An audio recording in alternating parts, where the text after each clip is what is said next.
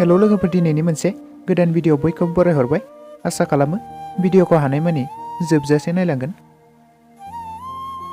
लोगोफोर, बर' सावथुन नायनानै मोजां मोनग्राफोरनिसिम मोनसे गोजोनथाव खौरां लानानै फैदों।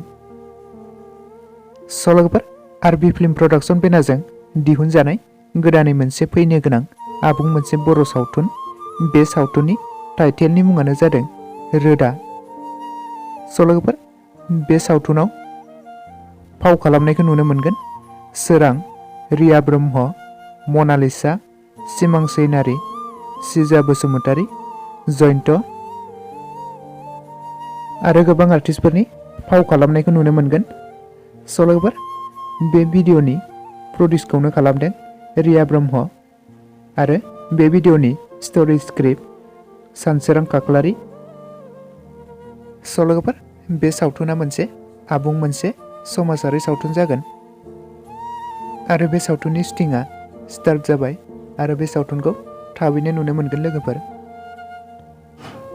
लोगोफोर, सोर सोर बे सावथुनखौ नायनो थाखाय एक्साइटेड जानानै दङ? आंबो जोबोद एक्साइटेड जानानै दङ। लोगोफोर, सोर सोर नायनो थाखाय एक्साइटेड अन्नानै कमेन्ट बक्सआव फोरमायहर। लोगोफोर, दिनैनि भिडिअ बेखिनियावनो। भिडिअखौ नायनानै एसेब्लाबो मोजां मोनदोंब्ला अन्नानै लाइक, शेयार आरो साबस्क्राइब खालामना होबानो जाबाय आरो खाथियाव थानाय नटिफिकेसनखौ अल प्रेस खालामना लाबानो जाबाय, जाहाथे आं गोदान भिडिअ हगारोब्ला नोंथांनिसिम थाबैनो नटिफिकेसना सहैयो।